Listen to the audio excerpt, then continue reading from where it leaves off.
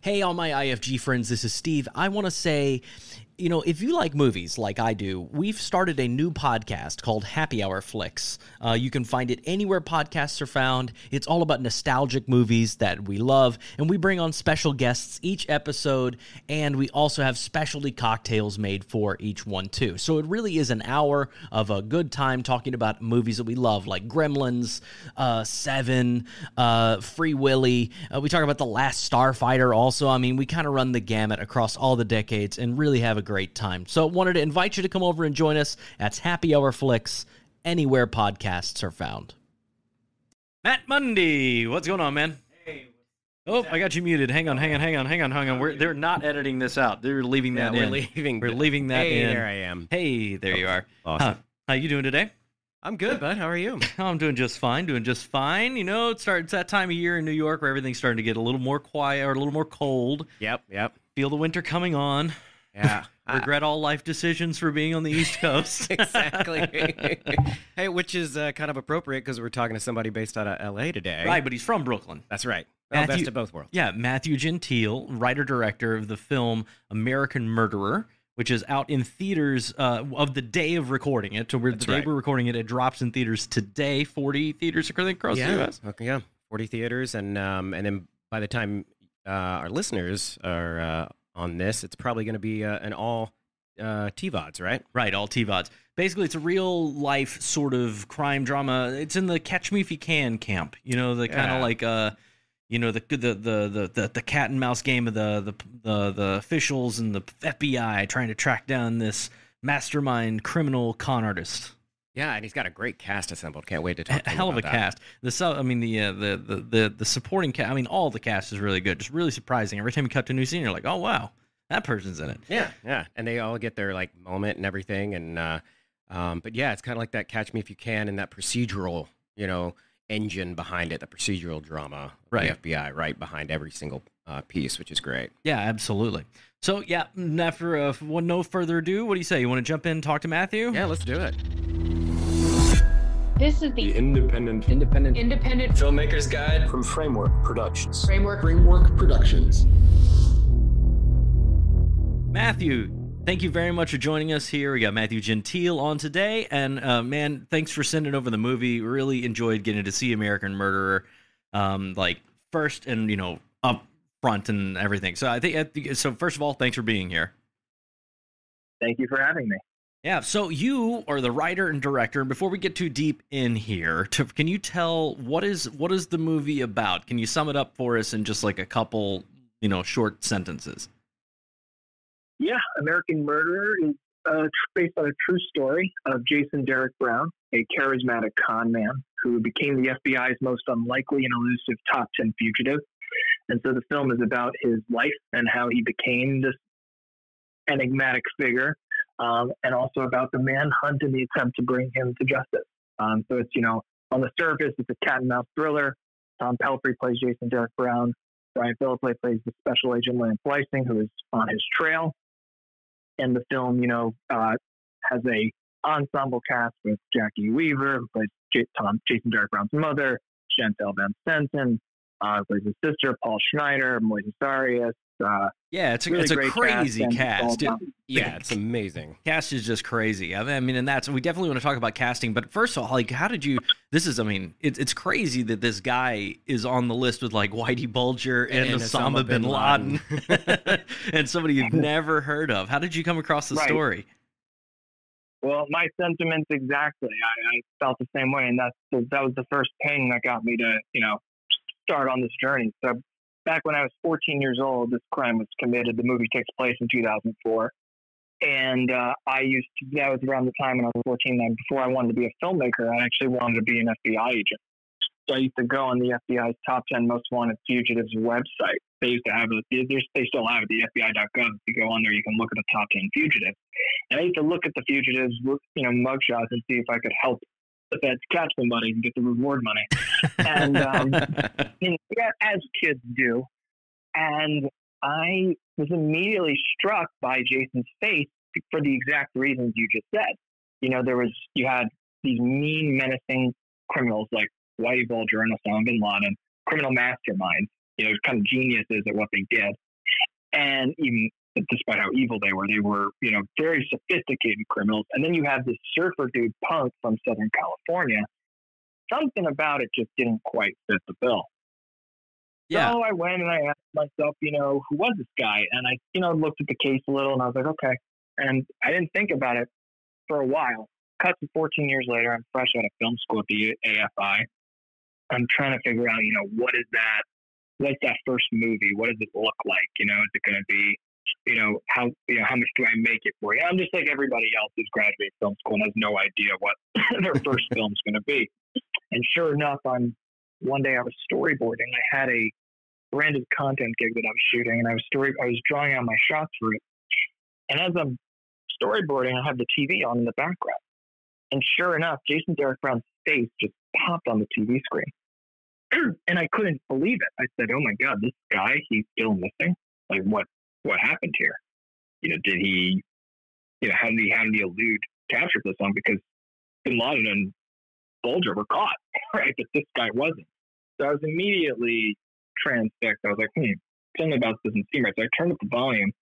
As I started to learn more about Jason and this story, what initially fascinated me was this was a guy who meant so many different things to so many different people. You know, he was so good at playing different roles as a con man that he convinced a lot of people into falling in love with him, into doing all kinds of crazy things for him. And so I just became really fascinated by the story and what it was about and, you know, what it said about, you know, our culture and our times with, you know, why do we fall for con artists? Why does this keep happening? Because it is a very prevalent theme, I think, in American culture, you know, and the world, but American culture specifically. So I just became really interested in the story, and I just thought to myself, well, you know, on the surface you have this fun cat and mouse thriller, but underneath it can be a really cool character study, right? That kind of explores the psyche of someone who is really deplorable. And I just became really interested and fascinated, and I just said, why isn't this my first feature? And so that began the journey of making American Murder. So I guess within that journey, at what point were you looking at realizing, I got to get story rights for this? And how did that go? How did that happen for you? Well, I will tell you, and this is a podcast for people who are, you know, learning to, you know, wanting to get into film. And I know a lot of people who have told me, like, a very informative one.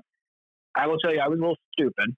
And I wrote as we all are, for sure. I was a little dumb about it, and I wrote the script. I just wrote the script on spec, which isn't necessarily dumb, actually. There's kind of two, when you do true stories, which is all I do now, they kind of have, there's two schools of thought. Some are, I want to talk about social at the end, but go ahead. Yeah, exactly. And so some are go get IP as fast as you can, like nab the first thing you can get, whether it's an article or a book or something. And in the case of Jason Derek Brown, there was a lot in the public domain. However, with him specifically, I never had to really worry about getting his life right because he's a fugitive, right? So the odds of him coming out of the woodwork to come sue me are pretty low. So also there are a lot of rules where if someone is mentioned in more than like several articles and or several news programs, which is the case with Jason and also a lot of the supporting characters, then it's fair game because by then it's a public figure, right? And so a lot of the people involved in this case have public figure status because of how much coverage there was on this story. Interesting. So, yeah. You know what? I wrote the screenplay on spec originally, and I had the script optioned by two production companies.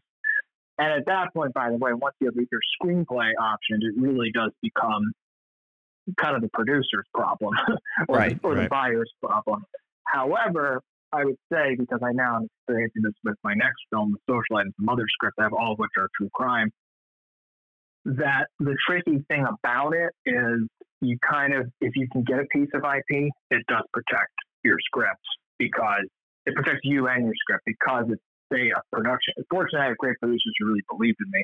But if a production company or a buyer, say they want to buy your script, and then they want to go buy an article, they could keep the article and not keep your script, or the book and not keep your script. Right. So as a writer, I think to protect yourself, you know, when it comes time, it's a good practice to go out and option stuff on our own or get shopping agreements on your own, which I've been doing now as I've been setting up next projects. I have a couple, you know, I have 2 books in an article, that I'm like circling. So, I think it's a good practice when you do true stories, because sometimes buyers are, they're going to want to get something eventually. In the case of American Murder, actually, there was talk about getting something, but they actually ended up not getting anything from what I know. So it is just based on a true story, which some movies do, So it's kind of, it's always a shape-shifty question, right? Because it depends. It's very much a case-by-case basis, but it's good practice, I've been finding, to get IP, because... Yeah, sorry. I was just going to say, in some of this, I assume, was when you were looking on the spec for the feature, or was this also when you were doing the short itself? Yeah, because you did a short first of this. This wasn't like you didn't just jump right in and be like, hey, we're making a feature. You made like a short, and that helped you, I assume, get the deal to make the feature. Well, sort of. So I wrote the script first back in like 2018. Gotcha. And then I was having trouble getting it read by people. Like, people just, it's hard to get someone to commit an hour and a half in this industry to, like, sit down and read. Right. So, now I had a pretty fortunate scenario, because I had two shorts that had done quite well for me, From Men and Women, they were called, and they were opening a lot of doors and giving me a lot of meetings, but there's a huge fire truck on that. No worries. They were opening doors, and they were helping me out, but ultimately what I really needed to do to get this script seen and heard and read by people was to do a proof of concept. I kind of got that advice from a couple different very important people who are in my corner, saying, like, you need to show what this movie looks like and feels like. So, I went, raised like $5,000 to $10,000, and we went and we shot one scene from the movie to kind of advertise the screenplay, right? Right. And so it wasn't quite the same mission as, say, like a standalone short film where it's like a story that pays off on its own. This was just shooting one not easy, but it was SWAT invasion. So it was one pretty hard scene, but a scene that shows, like, this could be fun, this could be cool, look what this could feel like. And so we did that. It had some great actors in it. Jonathan Groff, Amanda Crew, were awesome. And, that really, I think, helped kind of raise the script profile and got a lot more eyes on it, and ultimately that led to many people wanting to read it or, be interested in it. And fortunately, the two companies that ended up doing it, Traveling Picture Show, which is run by Kevin Madison, Chris Buffel, and GG Films, run by Gia Walsh. These three producers kind of converged on me at the same time, teamed up, and so I kind of got two sharks. We're talking about Shark Tank, right? Coming in together, and they really helped me and developed it with me. And they opted it for me. We did rewrites, and so that was kind of like my professional writing school. Right, because before that, I'd only written scripts on spec on my own in my studio apartment, which I still do, by the way. But they were really instrumental to helping me kind of learn to take notes, how to develop something, how to really make it work, and all of that. I think this is a great. Let's jump right into the casting, because the supporting cast, especially, is really really robust. It was very surprising, like, to look at it, like, damn, like, everybody, there's a lot of really good, talented people in this film. Yeah, and everybody gets their moment, it's great. So talk a little bit about that. Well, the cast completely exceeded any expectation I ever had of who and what we were going to get. I mean, it was like you said, it ended up kind of being a pun intended murderer's row. And we went to cast the movie in March 2020. So it didn't look like the best time, like, we just didn't know if, like, how things were going to pan out with COVID, and the world was in lockdown. And, but I convinced myself, I said, you know what, we're going to shoot this year. Like, I don't care what happens. We're shooting in 2020. It was a weird thing. I was like, I'm determined, and, and I had to, like, keep myself up. I was like, but we're going to do this. And I kept my team, informed, and my cinematographer, my editor were working really closely with me, my production designer, my brother was the composer. So we were all kind of like keeping the energy of this project alive, right? Even though it really didn't. I kind of like, we're probably not shooting this year. But I was like, no, we're going to. And, we made our first offer to Tom for the lead in April 2020, right when Ozark dropped. My producer, Gia Walsh. Yeah. And recommended him to me, and I watched him. It was one of those, like, in 5 seconds, it was very clear this was the right guy. He had all the right traits to play Jason, because this was always a movie that the rest of the cast was going to fall around who plays Jason. Mm-hmm. And, you know, fortunately, because Tom's performance on Ozark was so strong and very well received by, you know, the industry at large and all of that, people really flocked to it, and actors were excited to work with him, you know, and be in a movie with him just because at the moment he was at it. So, you know, that's how really, like, first it was Tom, then came Ryan. And once Ryan and Tom were the 1-2, it was pretty... Right, then it's a lot easier to say, hey, here's who's already in it, and it's a lot easier to get people to jump on board. Exactly, yeah. So it was really, once those two were locked into the two leads, then the rest of the cast starts kind of, and then it was just like every week was like, oh my God, Idina Menzel said yes. Jackie Weaver said yes. You know, I'll tell you something funny about Jackie Weaver. I was doing she has two scenes, one really long scene, one shorter scene. And I was writing her scene was not as long as it was originally, and my producers were pushing. They were like, you can make the scene even better. And I was kind of like, I did what I wanted to do. How much better can it get? They're like, no. One of the producers goes, if you write this really well, you can get Jackie Weaver for that. And I laughed at him. I was like, you're crazy. I was like, I appreciate your confidence in me. You're nuts. She's not going to do this part. And then we offered it to her, and just taking a shot, and she did. You know, so it was really, and I think part of what it was is, look, I think, you know, everyone was excited about Tom playing this role, and the script, you know, certainly was good enough to get them to come and take a chance on a first-time director in their eyes. But I think also they were coming out of a time when, you know, we were all locked down. Right, and everyone really wanted to work. Like, everyone was kind of like ready to get back on set. Did. And so I think that really kind of showed up on set. The energy that was there. People were really, you know, excited to do something and to do a movie that's personal and, you know, all that. So I think it really, came together nicely, and that's why we got such a great cast. In part, it was a combination effect, and it always is. Like, you know, luck is where opportunity meets hard work. I butchered your quote, but you know, I'm sure you heard that one. Yeah. When opportunity meets preparation, right? Yeah. There we go. That's it. Yeah, exactly. You know, we were preparing, we were working so hard on this thing nonstop, but we never knew when it would go, right? And then it did, and it did in a way that really exceeded, all kind of expectations. I mean, this cast working with them was a total dream come true. And I don't think any other time all those people would have, you know, are 1 through 8 in terms of the principal cast. I don't think all of them would have been available at that same time. It was pretty rare, you know, because they all work nonstop too. Right. No, but it just that, you know, the planets aligned with the pandemic and coming out of it and everything. I mean, I'm sure it sounds like that was a really awesome opportunity. You guys ended up shooting out in Utah, right? Why did you pick Utah, and how was it getting everybody out to a remote location? Well, you know, at the outset, it was, you know, my producers were interested in Utah, New Mexico, because they have tax incentives, right? You know, New Mexico, I think, was going to be more challenging for this movie. And so Utah, I thought was interesting because actually the real Jason Jarrett Brown lived in Salt Lake City for a very long time. The real crime took place in Phoenix, Arizona. Right. But at the time, Arizona had no incentive. And we kind of always needed a place that could be multiple locations because, you know, the real story kind of went all over. Like, it went Phoenix to Orange County to, you know, Henderson to this. So I kind of, you know, decided to kind of punt the actual real locations where the movie takes place and kind of give it, like, you know, Southwest American town, city, world, right? Yeah, I think, absolutely. Universe for the movie. And Salt Lake City / Utah ended up being totally perfect for the film. You know, it was first suggested to me for a tax incentive reason. I kind of was like against it for that. Just the rebel in me was like, come on, that's not it.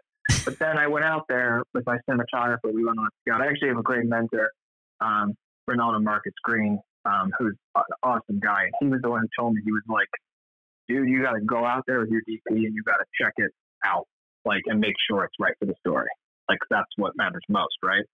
So they might be suggesting it for a tax reason, which is great. Tax reason does help you, so you don't want to fight that. But go out there on your own time and your own dime and, you know, see it and see if you can shoot there. And then we didn't even have to go on our own dime because, fun fact for indie filmmakers, if you have some financing, or if you're like in the midst of getting financing, film commissions will often fly you out and put you up to show you their state because you're a potential business for them. So me and my cinematographer went out with the Utah Film Commission. They had us come in and showed us around and took us on a preliminary scout. And when we did that preliminary scout, it was very clear this was the place to shoot the movie. How far? What was the time between your scout and to actually the principal photography? I think we scouted at the end of 2019, I want to say, and we shot November 2020. It was about a year, and I think in part because of COVID. Well, that was another question. Was did you have to push at all? We did. It was because I had about a year of development on the script. 1 year I turned in, I think, 10 drafts of the screenplay for them, and I did many drafts before that year. So just to be clear, if anyone thinks, oh, you did it in 10 drafts, it's way more. It was easily like 30, 40 plus drafts. Just stop counting at 10. Yeah. Exactly. I turned in 10 officials to them, but there were many between those two. So, my mentor, Billy Ray, always says Milos Forman did 47 drafts of Amadeus. Peter Schaefer did 47 drafts of Amadeus for him. Wow. So, yeah. It's Peter Schaefer, who's like the best writer that ever lived. Yeah. Exactly. We're all up the sleeves. And it shows too, It does. But yeah, so, I think we were kind of always like, when I first entered development with them, it's always like from when you turn in the script, right? It's like, yeah, we could be shooting this in 3 to 6 months, right? That's kind of, once we get a green light, that's kind of when you can go, right? From a financier or a producer or a studio if you're in a bigger league than I was. But, it's always like a 3 to 6. So I think, it was always kind of like, I remember 2019, we were like, yeah, we might shoot in late 2019, early 2020. I think we were like aiming to shoot spring of 2020. But that's when we started to cast it, so we didn't have our actors. So we actually didn't push quite as much as I thought we were going to, because I thought we were going to get pushed to spring of 2021 as our filming date. That was what I thought was going to happen, and we ended up shooting sooner than I expected. Because when fall 2020 came around, and winter, and that's when we really went for it. I was kind of like, oh shit, this is happening. There is definitely that shifting that happens of like the shifting into gear, and where you go from like, oh man, you've been talking about this forever and thinking about it, and then oh shit, we got to actually do it now. And that's a little bit of a gear mental shift. It is entirely, I think it's set in 2004. You said, right? Or it's in the early 2000s. Basically, the story. It's set in 2004. Yeah, right. So the production design seems like that's got quite a few challenges, especially somewhere out there in Utah, where you probably don't have a lot of production resources of people that do period stuff all the time. So how did your production designer and everybody, how did you guys, it feels like pretty authentic to the early 2000s to me. Nothing stood out in a negative way. So I'm just, I'm impressed you were able to pull that off in such a way out there. Well, thank you. My production designer, Megan Bell, is excellent. She's done a lot of it. She's done a lot of indies, and she's actually done a lot of period budget movies. She did a movie in the 90s right before mine, called What Breaks the Ice, which is one of the movies that made me want to hire her. She was excellent about that, and she has a very good eye for detail and anything that feels not period. There's some things that are in there that she still cringes over, like a sink or something, and I was like, Meg, it's okay, chill, we got them. But that's who you want in a production designer, right? You want someone who's that, I consider myself pretty detail oriented, but she's another level. She has X-ray vision, and it's really great. It benefits you. I think it was a challenge, because we didn't have a lot of money to make this movie, and so I had her, and we also had a really amazing prop master named Hunter Nelson, who also was super passionate about this story and this character, and he really went out of his way to make sure every detail of the cell phone, the video cameras. Because, the funny thing is, for me, because I was kind of concerned about how we were going to pull it off. Right. And I started to really see that it's actually technology that seems to be the most, pivotal thing in terms of dating stuff. Because 2004 and now, don't look that different. It's really the technology and then some, because it happens so fast, it becomes very obvious. Yeah, so once the technology was right and the props were right, the flip phones and the video cameras and the lack of smartphones and flat screen TVs, it became pretty. It wasn't as hard to pull off as I thought. the wardrobe was more challenging because that was really like finding clothes that really looked right, you know, and felt those periods was a bit more of a challenge. But I think also my costumer Jackie Newell, she did an amazing job, like really getting these people in the right looks to really feel that early on. Yeah. You know, I had a reviewer, an interviewer say he felt like he was in GTA yesterday watching it. And I was like, I love that. It's great. So it's so this whole movie is a side quest. Is that what you're saying? Exactly. It kind of is, actually. I did. So just to circle back on your props master, also want to talk about, and this specifically for the filmmakers as well, a question about the armorer. If you want to talk about that as well, would be awesome. Yeah, you know, I'm actually today is the 1-year anniversary of Helene Hudgens' death. I was her classmate at the American Film Institute, so I knew Helena quite well. And it was such a tragic, awful thing that happened, and we should hold her, you know, in the light today, everybody, because we lost someone because there wasn't the right protocols on that set. In terms of our set, you know, we did have a really good armorer, and he made sure, you know, we were always as safe as possible. We did shoot quarter round blanks, you know, on set, but again, the protocol was super safe. We actually didn't shoot as many guns as one would think in the movie. We were very limited on what we had to shoot. The American Murder is not that violent of a film, despite the title. It's more psychologically violent, I'd say, than like actually like in terms of showing tons of violence in the film. But you know, we made sure to obey the proper protocols while filming and to be as safe as possible while shooting blank rounds. But yeah, I mean, I remember my first AD, Evan Lyhip, also was really, truly, and a first AD is so crucial to a set, as you guys know. Like, it's maybe one of the most important jobs, if not the most important job. And he was a true pro. He's a young guy too. He's like 29 or 28, and he, you know, he was really just incredible about keeping the set safe. And you know, we were shooting this movie was made on a tight schedule.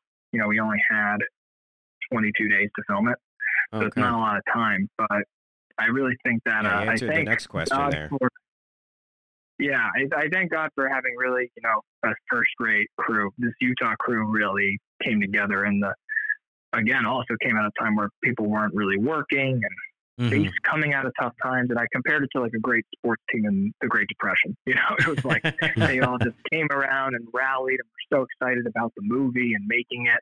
We were the only movie filming there at the time. Yeah, I mean, that's indie film sets are just, they become like little families in their own little universe. And I mean, at least the good ones are. And it just is a truly unique experience to be there at that time with those people. So that I imagine, that's one of my favorite things about indie films is like hearing all these stories, and everybody carries them forward, you know, like they all have these little reunions and like meet each other, and it's like a little period of time that everybody did. Yeah, no, for sure. So yeah, it was really, I'm very grateful to my team because, you know, and my producers too, because everyone prioritized safety. It was a very safe and very smooth, despite all that we were trying to do. And I think no matter how ambitious you are, and I imagine you guys are very similar, knowing that you made your first movie and all of that, it's, you know, safety and prioritizing that absolutely always comes first. Mm-hmm. Absolutely. So now you guys are in the hands of, I'm going to butcher the name, Saban, isn't it Saban? Saban Films, Saban Films. I was like, I can never remember exactly how to say it. About Saban Films and Universal, right? And you guys are I think you hit theaters today. Is that correct? We do. Yes, we're in 40 theaters nationwide today. Select theaters across the country, a lot of cities. So that's the dream, right? That's like awesome. That's the dream. You go see my film. It's in theaters. You know, you can go check it out. See it on the marquee, the AMC.